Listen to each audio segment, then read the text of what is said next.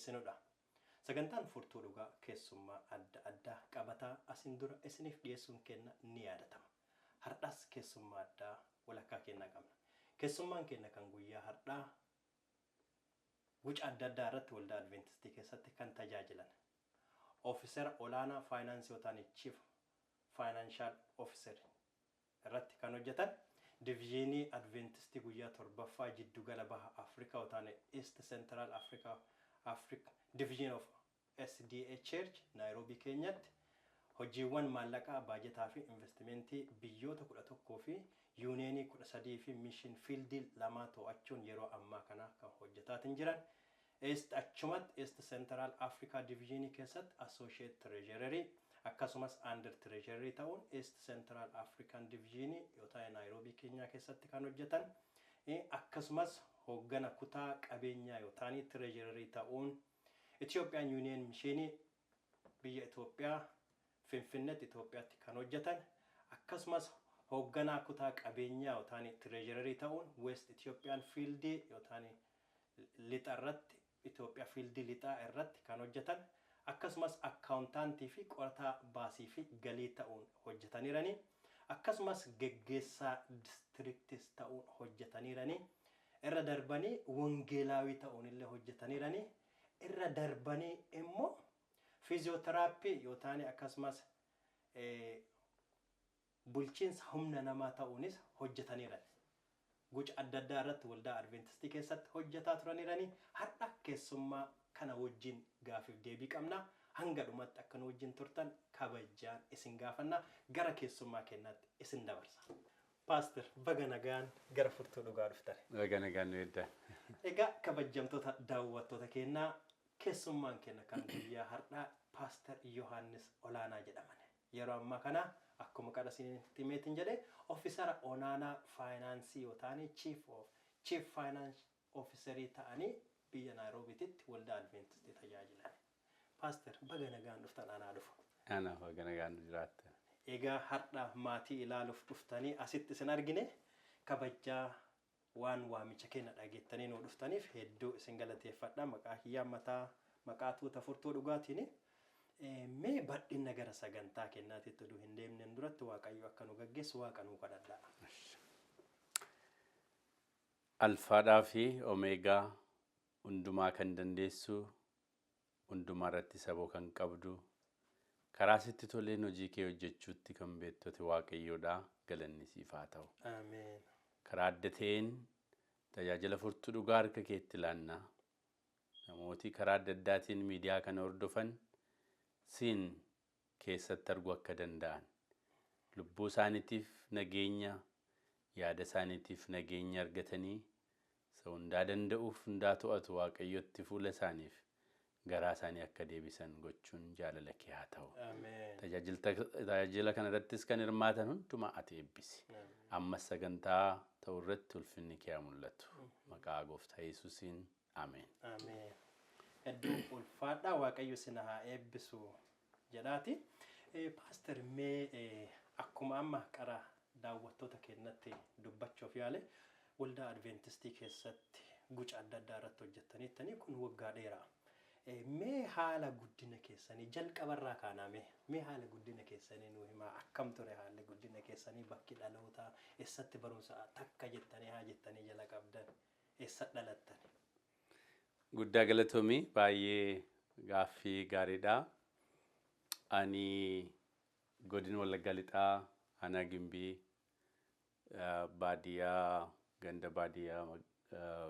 ganda baadiyyaa Kombo Mikaa'el keessatti naladde.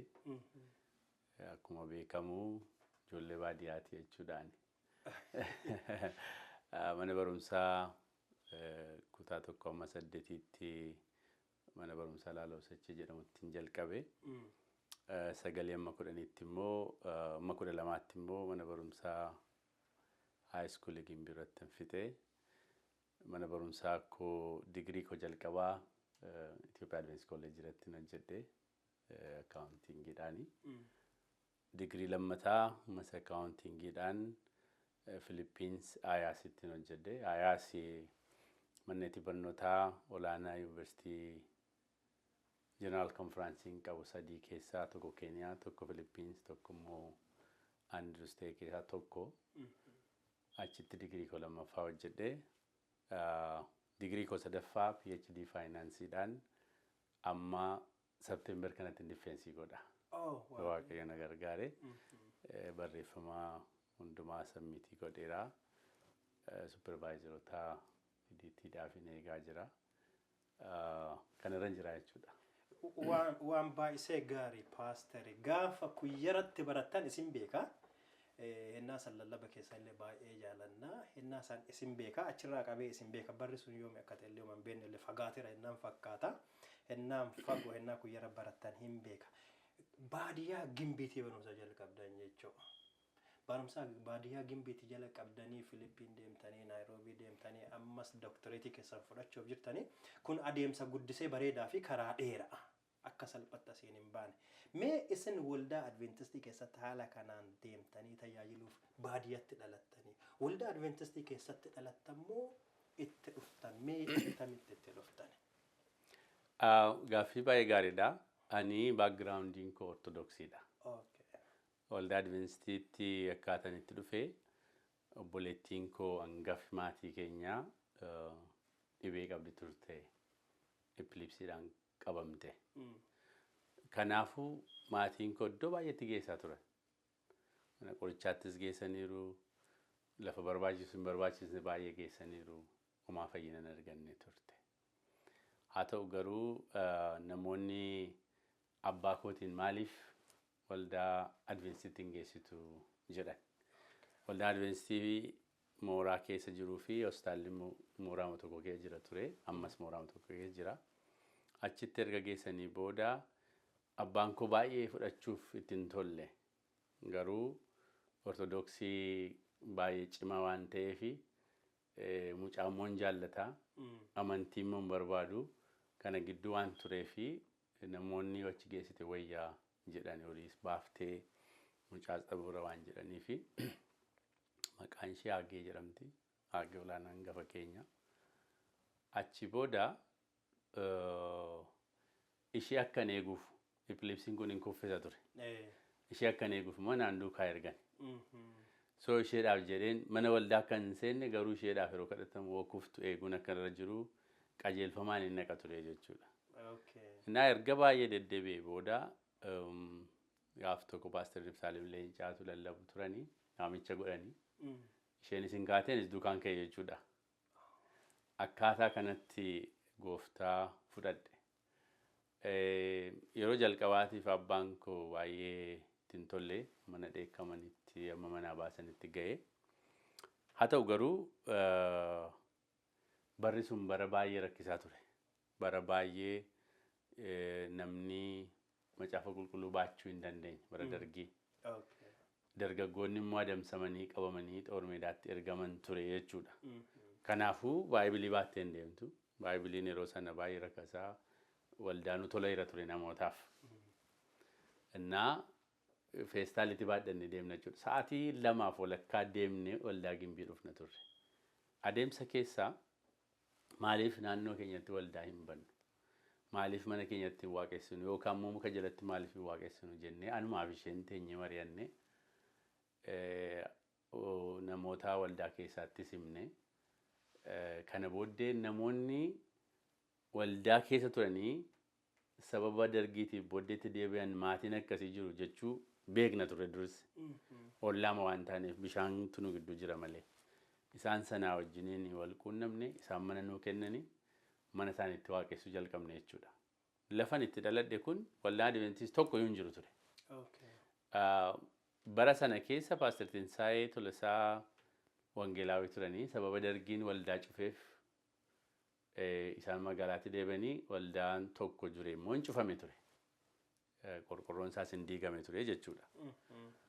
Isa booda kaan immoo mana barumsaa ta'e nurra lafa itti baradhu immoo mana barumsaatti deebisan Adventistii irraa fuudhamee jechuudha. Achi booda namoota sanaa wajjin utuma hojjennu isaanii kan biraa maatii kan biraa manuma isaaniitti argachuu jalqabne.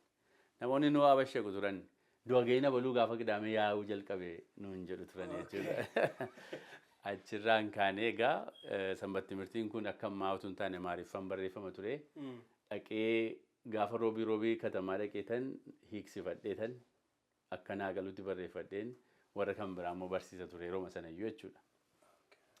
Achi booda Waaqayyo nu gargaaree waldaa mukaan citaadhaan ijaarre.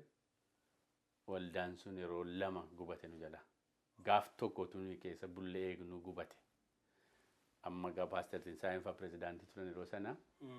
Isaan immoo waldaan duratti lallabaa ture deebi'ee naannoo sanatti ijaarame jedhanii nu gargaaranii.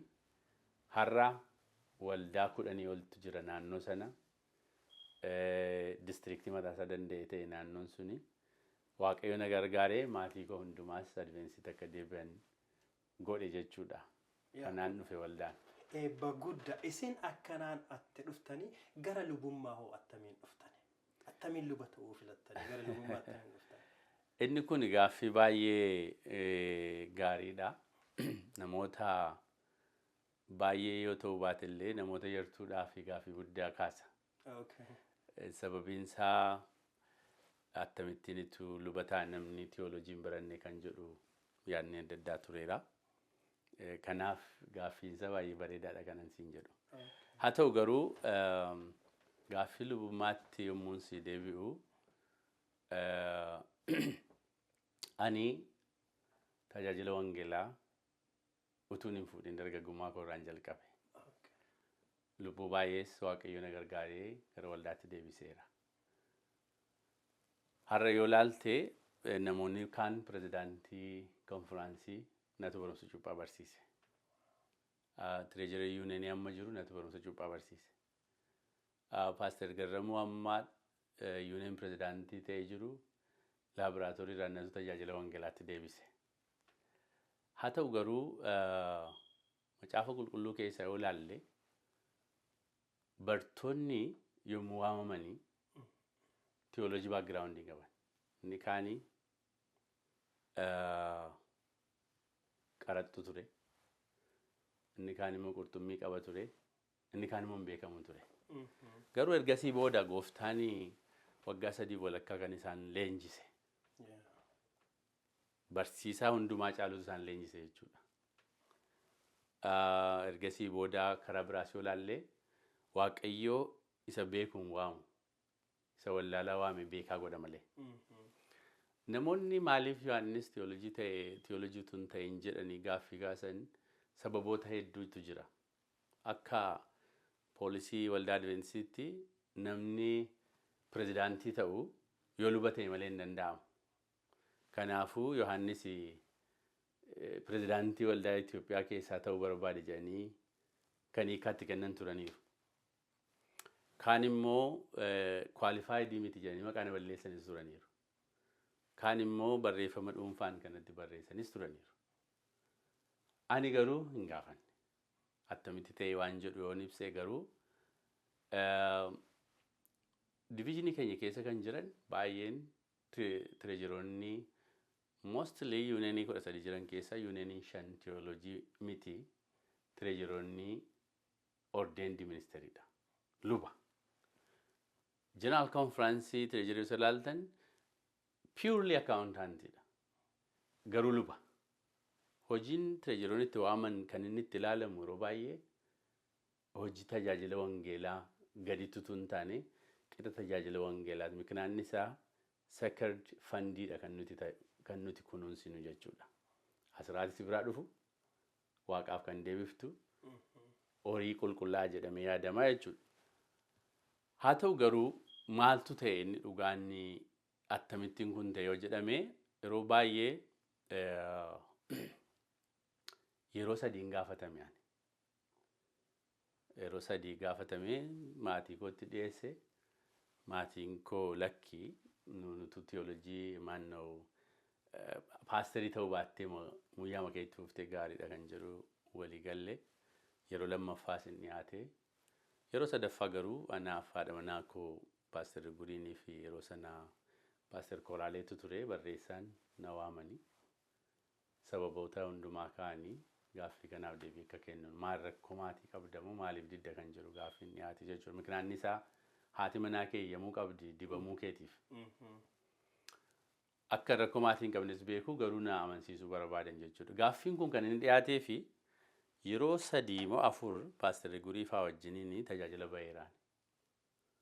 Akkuma beekamu waggaatti lubbuu baay'eetus muraasutus hin deebisin hafee hin beeku. Dhamaatii wangeelaa godhee jechuudha. Sababa kanarraan kan ka'e yeroo 3 Ruwaandaatti, Yugaandaatti, Koongootti lafa tajaajilutti jechuudha. Namoonni an lallabee deebisee yoo ani cuba malee hin cubu namni biraan hin cubu jedhanii kan didan dargaggoota nama baay'eetu ture. Kun immoo Paaster Gurii sun duukaa jira. Paaster Koraaleen sun duukaa tureera. Lammata immoo Ministeeriyaal Dipaartimentiinis yeroo adda addaan duukaa tureera. Ani immoo ordeendii waan hin taaneef cubuu hin danda'uun ture. Haa ta'u garuu gaaffii sanaaf yeroo baay'ee inuma ka'aa ture. Yeroo 3ffaa irratti immoo fudhannee haadha manaa wajji walii gallee fudhachuun dura akka jiru ijoollee wajjinis walii gallee fudhachuun akka irra jiru fudhannee jechuudha. Haa ta'u garuu kwaalifikeeshinitti immoo deebinu ani maayinerii tiyoolojii qaba. Mana barumsaatti kan baradhe. Lammata immoo ministeeriyaal koorsii fudhee sartifikeetii qaba. Which qualify gochuu kan danda'u jechuudha. Sodaan namootaa anatu qualified ta'uu didee utuu hin taane sodaa dhuunfaa isaanii gamuurraan kan ka'e namoonni moggaafama adda addaa kennaa turan jechuudha. Haa ta'u garuu anaa fi hiikkaa tokko hin laanne. Sababiin isaa kanan tajaajilu Waaqayyo waan ta'eef nama waan hin taaneefi amma Waaqayyo si beekutti waan nama hiikkaa hin qabu jechuudha. Ati immoo walitti dhufeenya kanatti qabdu Waaqaa wajjin waan ta'eef. Haa ta'u garuu erga hin dibameesi Waaqayyo hojii baay'ee hojjete. Fakkeenyaaf Gambeellaatti yommuu tajaajile 7 fi nama 1,400 oltu cuuphame bishaan baaroo keessatti. Booreetti yommuu lallabaa ture waggaa darbe keessa Waaqayyo na gargaaree nama 2,940 wayitu cuuphame. Keeniyaatti waggaa kana lallabaan ture 7 fi naannoon isaa baay'ee kaatolikii domineetididha. Garuu Waaqayyo lubbuu 618 nuu kenne. Innaa si wajjin jiraachuu Waaqayyooti jireenya keetiif jijjiirama fiduu kan qabu malee ilaalcha namootaa miti. Lubummaa kan siif kennu immoo namni hoo jedhee dippiloomaasiif hin kennu. Waamicha Waaqayyo sii godheedha malee jechuudha. Isa isin gaafachuuf waa'ee lubummaan isiniif piroofeeshinii moo waamicha jedhu gaaffii taanu waan tuqaattaniif lubummaa akkamiin ilaaltan akka piroofeeshiniitti ilaaltamoo akka kooliititti yookaan waamichaatitti? Akkanaaf galetti lubummaan waamicha. Maaliif utuu Waaqayyo si waamne ta'e koreen taa'ee kan godhu mirkanaa'uu hin danda'u. Fakkeenyaaf Waaqayyo Musee waame. Mitire? Akkaataan itti waamee yoo ilaalte baay'ee ajaa'ibsiisaadha.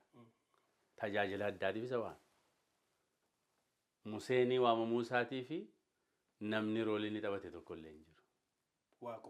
Waaqumatu isa waame. Kara biraas yoo ilaalte Daawit yeroo waamame nama miti kan waame Waaqayyotu isa waame.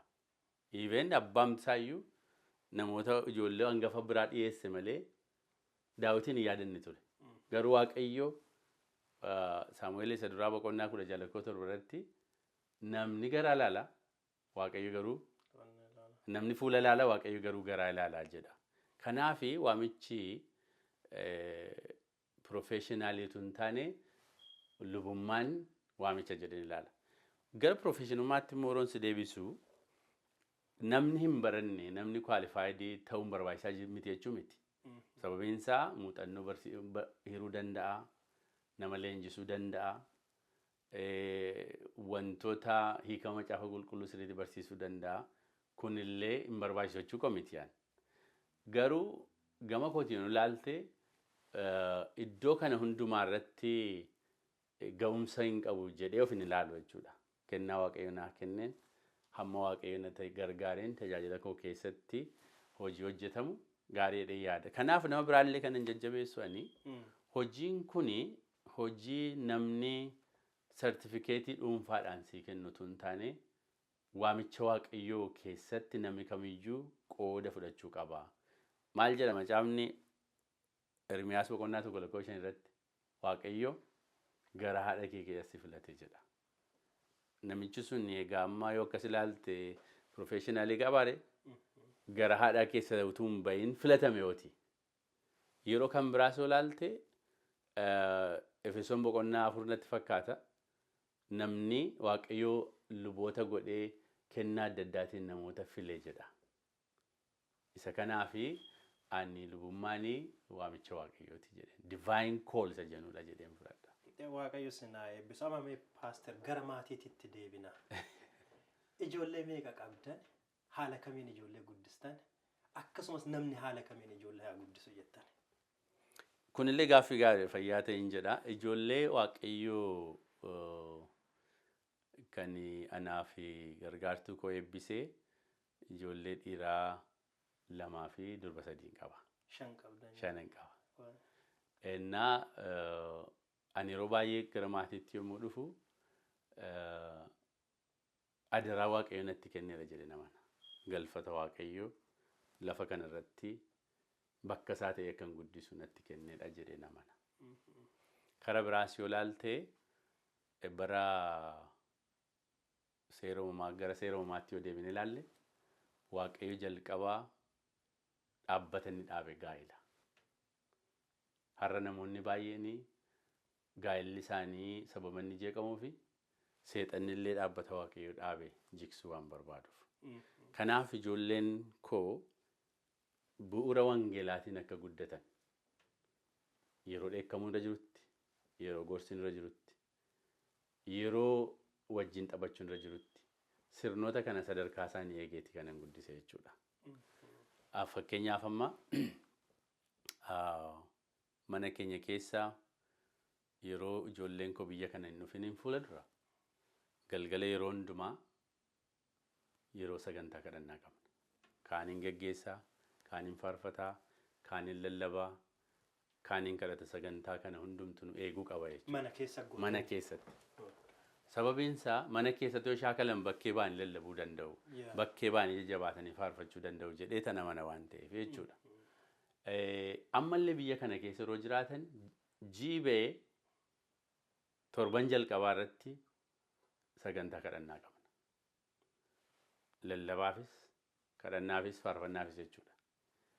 Ji'a darban kana keessatti immoo maal akka hojjetan, maal akka isaan mudate kadhannaa የጸሎተ ደራሌ አርካፉኔ ከደና ጀቹዳ ወልዳ ደቀኒሩ ወልዳን ነኔ ጀና ጀቹ ዱጉማኑ ገሩ አመሞ ዮላልቴ ሮጆሌን ጉደታ ደመን ኑን አከሪያት ወጅን ጅራን ነመሌ አካባት ጆሌ ሶዳቺሴ ዮካዴ ከሜ አከሳኒ ነራ ፈጋተኒ አኩማ ሳንታንታዬን ገረን በርባዶት ሳንጌሰ ጀቹዳ umurii isaanii akkaataa umurii isaaniitti deemanittane adjustee of godha. Waan umurii isaaniif ta'u itti dubbadha. Akkaataa umurii isaaniif ta'utti immoo itti dhiyaadha. Kanaafi baay'ee na dhaga'u, baay'ee na kabaju, anillee yaada opinion isaanii nan kabaja.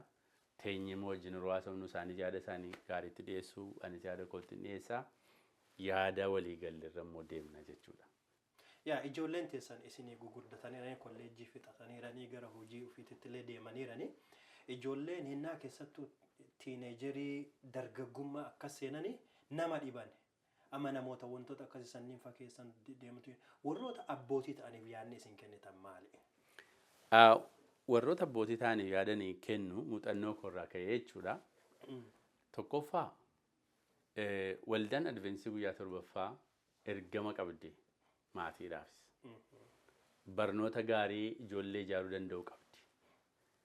Mana isaanii galgalaa keessatti yeroo galgala ta'an Yesuusiin mana isaaniitti afeeruun barbaachisaadha. Inni lammataa ijoollee isaanii fakkeenyummaan geggeessuun barbaachisaadha.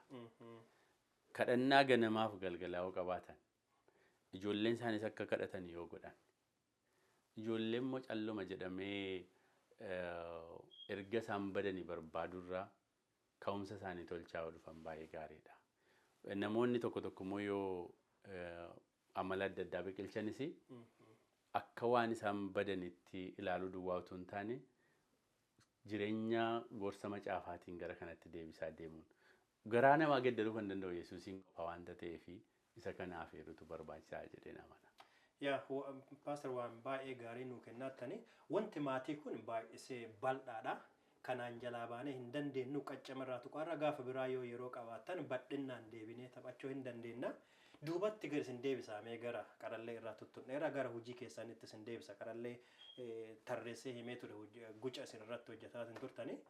Amma hojiin irra hojjetaa aangoo qabdani aangoon kun isiniif maali? Hiikkaa maal isinii kenna? Gaaffii baay'ee bareedaadha. Aangoo jedhee waamurraanii itti gaafatamummaa jedhee waamne natti tola. Sababiin isaa hiikkaan anaaf qabu. By the way, gaggeessummaa waldaa fudhachuun baay'ee cimaadha. Maaliif namoota volunteerii ta'antu walitti qabama. Opinion adda addaa kan qabantu walitti qabama. Kanaaf anaafi sodaa Waaqayyoon tajaajilu. Ulfina Waaqayyoo waan kanaaf akkana waame amanee ofii koo gad deebisee Waaqayyo duratti hojjechuu akka ta'utan hubadhaa jechuudha. Kanaafi anaafi Waaqayyo iddoo kanatti yoo amma fakkeenyaaf akkuma ati qara jettee itti gaafatamaa faayinaansiif maallaqaa kan ba'a Afrikaati. Biyyoota hedduun na jala jira. Miliyeensi birrii tochoosnaa jechuudha. Baajetaa appruuvii gochuu mishineerota biyya dhufan kan appruuvii gochuu waan baay'eetu jira. Ani gaafan jalqaba amanee si aangoo kana yookaan itti gaafatamaan kanan fudha jedhee hin amanne. Akka kun deemsa keessa naa dhufe waanta ta'eef Waaqayyoo iddoo kamittiyyuu yoo na waame hojjechuu kan danda'utti amana malee bakka kun aangoo kooti isa dhumaati kanarratti kana jedhee ofii koo namansiisu jechuudha. Waan Waaqayyo hojjedhe duwwaa waan hojjedhe. Waamicha Waaqaati waan hojinaan jedhe hojjedha. Waaqayyo sinaa eebbisu paaster. Warroota aangoo qaban amma isin gubbaarra jirtanii isin jala baay'eetu jira. Tartiibumaan deema waan ta'eef jechuun waldaan Adventistii kun jalarraa kaasee haga gubbaa deema tartiibaan deema jechuudha. Dhaamsi isin warroota isin jala jiraniif illee ta'ee warroota isin gubbaa jiraniif illee ta'ee warroota adda isin daawwatan ka aangoo harkaa qabdan dhaamsi isin kennitaniif maal jettaniin warra kanneen. Baay'ee gaaffii gaariidha. Ani kanan isaaniifis ofii koo sitti gaafatamummaa waan hin jiruuf dhaamuu barbaadu. Waan hojjennu hundumaa keessatti sodaa Waaqayyoof hojjechuun barbaachisaadha. Nama hundumaa immoo walqixxee tajaajilutu irra jira. Karaa biraa immoo tokkummaa waldaa kiristaanaatiif hojjechuun irra jira. Waldaan kun ergama qabdi. Sababan lafa kana hin jiraattu. Waaqayyo har'a iddoo kana nu kaa'ee bor immoo iddoo biraatti nu geessuu waan danda'uu fi iddoo Waaqayyo nu kaa'e hundumaatti ulfina Waaqayyoo jiraachutu irra jira. Seenaa tokkoon sitti himuu barbaada asirratti. Daani'el boqonnaa 5 keessatti akaakayyuu Nabukadnezar ture. Mootiin kun Waaqayyoon dagate aangoo waan qabateef. Daani'el yommuu abjuu isaa hiike akkanatti hin jedhe. Waaqayyo isa lubbuu kee harka isaatti baatu waan dagattee fi edana lubbuu kee dhabuudhaaf jirtaa jedhe. Waaqayyo isa lubbuu keenya harka keenyatti barcuma keenya miti. Lubbuu keenya harka keenyatti baatu tokkummaa waldaatiif eegnee hojjechuun barbaachisaadha jedhee dhaamuu barbaada. Dhaamsa guddaa warroota sagantaa kana hordofaaraniif dhaamsa guddisee guddaa Waaqayyo sinaa eebbisa. Paaster gara EAC isin deebisa. EAC dhufe waan ta'eef qeetiyyaa haadhatiyyaa garas dhandhaa isiniif illee haadha waan taateef jechuudha. Achi isin beekallee. Achi jammarri beekumsa kiyyaaf keessan illee kan namoota baay'ee gara EAC yoo dhaqu EAC yoo qabu baay'ee gammachuu guddaan haasa'a. Waaqayyo sinaa eebbisu ennaa darbe achi deemtanii hiike ka jedhu irratti sagantaa hiikii lallabaa turtan online isin hordofaa turre. Harree hidhamte hiiki jettanii ennaa lallabaa turtan namoonni baay'een harree hidhamte hiikaa ture. Haga danda'anii haga humna ofiitiin jechuudha. Isinillee ennaa hiittan akka dhuunfaa paaster Yohaannisitti dhagayeera ennaa harree hiittan. Garuu akka diviizhiiniitti hin dhageenye. Anatu hin dhageenye immoo diviizhiiniitu harree hiiki jedhe isa uduu hin gale. Gaaffii bareedaadha tarii garuu gabaasa gara kennuuf ta'a malee hiikneera nuti. Innaa dhiyeessiin namoota baay'eetiif sakaan akaakayyuutiif sakaan akka kootiif immoo kallattiidhaan sakaan abbaadhaaf sakaan obboleessaa fi bu'uura beekumsaati. Lammata immoo dhiyeessiin akka biyya Itoophiyaatti yuunivarsiitii tokkicha nuti qabnudha. Yoo nama hundumtu akka kanatti ilaalate jechuu barbaade. Maaltu ta'e diviizhiniin akkuma ati beektu dhufne fundraising goone turre. Namni baay'eenis harree isaa hiikeera. Baank akkaawuntii isaa irra baasee nuuf kenneera gara $182 nuuf kenne. Nana mana itti fufa jedhee namana. Ani fundraising kanan godhee gara $100,000. Erguma naddanii Poortilaandiin dhufe erga naddanii dhufeeyyuu amma kun $500,000 harka jira. Kanaaf kan fundraising godhee namoota barreessee argee jechuudha.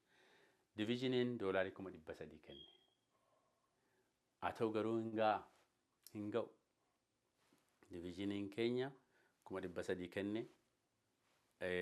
Aluminaa isa ta'u namni biyya kana jiraatan $280 kenne. Kaan immoo $100 argame biyyaas akkasuma kan kennan jiru. Projektiin kun gara $2 miliyoonii 2 lakkaa'ama. Sababiin isaa tiraanzishinii irra jirra waan ta'eef. ES irraa kuyyeraa Advanced University guddisaa jirra waan ta'eef. Kanaafi harreen karaa keenyaa hiikameera siin jechuun barbaada. Ani hin dhageenyeeyyuu Waaqayyo sinaa eebbisu harree hiittan kanaafi ulfaadhaa ammallee harreen dabalamtee hiikamtu KAU kana cimsitanii itti fufuuf wanni biraa wanni godhamaaru. Akkuma beekamu kuyyeraa Advanced University'n yuunivarsiitii isa jalqabaa biyya keessaati. Yoo mallee kolleejiin jiraate yoo jechuudha. Humnoota baay'eetu barbaachisa.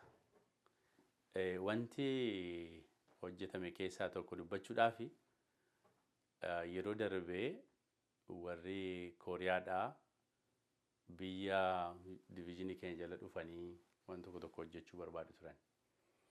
Eessa invitation letter waan barbaadaniif eessa dhaqanii akka hojjetan na gaafannaaniin kuyyeraa dhaqaa jedhe.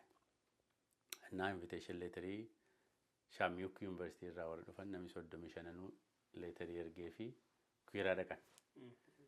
Wanti hojjetame dhageessitee hin beeku Dr. Abrahaamii kuyyeraa Seeshiyaas dhaqee dhufee dhiyoo kana. Jarri kun maalluuf godhanii horsiisa loonii 200 nuuf kennan. Amma har'aa Bishooftuutti kan argamu horsiisa loonii achi jiru. Baakkootti kan argamu naannoo Holataatti kan argamu. Dhaqanii daatanii deebi'anii gareen ES'dha. Maskaram dhufu immoo fulbaana dhufu immoo warri gareen Kooriyaadhaa hin dhufu. Doktoroota 2 nuu kennanii saa 200 nuu bitu gara birrii miliyoonii 29 kan lakkaa'amu. Tajaajila hawaasaaf tajaajila mana barumsaaf kan oolu jechuudha. Inni kan biraan egaa karikulamii mootummaa nama jiru kun chaalenjii guddaan irraan ga'ee jira barataa argachuudhaaf ijaarsi kolleejjii yookaas yuunivarsiitii ammaa kun masarati isa lafa keessaa ba'ee kontiraatii kennamee ijaaramaa jira. Yoo waaqayyo nu gargaare jijjiiramni guddaatu dhufa jennee amanna. Kuyyeraa Advanced University'n diviizhiniitti murtaa'ee GCTC Education Board'n mirkaneessee Executive Committee and GC General Conference's kuyyeraa Advanced University mirkaneessee jira jechuudha. Kanaaf ammallee gargaarsa barbaanna.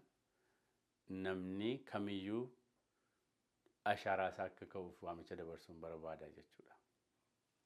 Amin Waaqayyo sinaa eebbisu kuyyarri instituushinii guddaa namni kuyyara hin ijjanne muraasa yoo ta'e jedha Adventistii keessaa guutuu Itoophiyaa keessatti jechuudha. Aluminaayii baay'ee qabane. Garuu haa ta'u aluminaayii cimaa tokko uumuu hin dandeenye. Hagammatti anaga beekutti jechuudha. Yoo aluminaayiin cimaan an beeku hin jiraanne asumaan naa himanii aluminaayiin cimaan kadhamameef hooggansarra rakkinni ta'eeti moo aluminaayii irra ta'eeti. maaf alumnaa cimaa dhiyeessin qabaachuu dadhabde. Isin wanta kana ilaalchisee wanti godhattaniif wanti yaaddaniittan yootaan wanti yaadamaa jiru xarapheezaa irraa wanti qabdan jira yootaan yaada kana argitaniittani. Gaaffii mishaa garuu kana kan si deebisuu danda'u tarii bulchiisaa yuunivarsiitii kanaa ta'uu danda'a. Haga beeku garuu waan hin deebisu yaalu. Yuunivarsiitiin kun yookaas Itoophiyaa Advanced College'inii alumnaayi daayirektarii qaba. Alumnaayi daayirektariin kun chaapteroota adda addaa kaa'ee North American chapter, European chapter, African chapter, Australia chapter jedhamee, Asian chapter jedhamee, even biyya keenya dabalatee hojjechuu qaba kan jedhu. Hojii isaa mammaatti hojjete keessaa immoo gamaggamuu qaba kan jedhu. Bulchiisa achi wajjin yaada wal jijjiirree jirra jechuudha. Mee yaadimee akkuma jette Itoophiyaa keessa kan jiran hojjetoota wangeelaas ta'u, hojjetoota faayinaansiis ta'u, barsiisota ta'u baay'een isaanii harka 195 dhiyeessimatti baratan. Utuu namni tokko doolaarii tokko birii tokko guyyaatti kenne. Amma tun doolaarii tokko guyyaatti kenne laatta jedhee nama nasiin. Ji'a 30. Ji'atti 30 laatta sittiin cimus jedhee nama na kan biraanis akkasumatti godhe.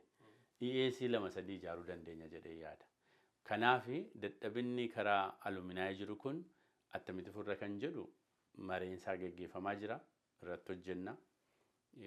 Nullee yeroo gabaabaa gidduutti laamma saddan dhufaatullee Dr. Abiraam Ejjinaa isaan ture wal geenye mari'anna. Hanga amman beekutti aluminaayii jabaan hin jiru. Garuu jiraachuu qaba. Attamitti jiraata kan jedhu itti adeemaa jirra jechuudha. Chaapteroonni iddoo adda addaa jiran kun I don't know Dr. Abiraan natti fakkaata North America chapter walitti qabaa kan ture. Amma achi taa'ee hojjechuun asii hojjechuun kan jedhu maree barbaada jechuudha. Yaa maree guddaa barbaada. Wanni kun namoonni baay'ee potentiaalii guddaa qabdi. Eesiin aluminaayii baay'eetu jira diida kanallee ka jiru. Kanatti fayyadamanii waan tokko gochuun barbaachisaa. Waan mariin jiraachuun isaa gaarii. Marii kana pushii godhaa akka jedhu asumaan dhaamsa kenna ta'eeti.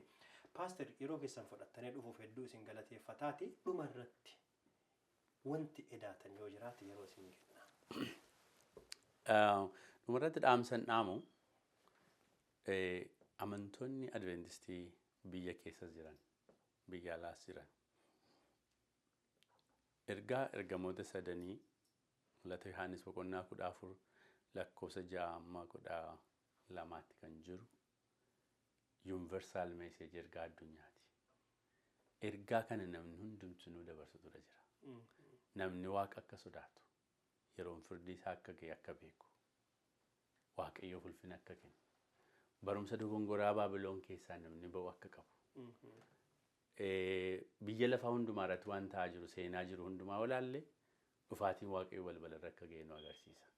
Kanaaf immoo hojiin kun tajaajiltoota duwwaan hin lubbuu tokko guyyaatti waggaatti deebisuu danda'u ture jira amantoonni Adventistii iddoo hundumaa jiran.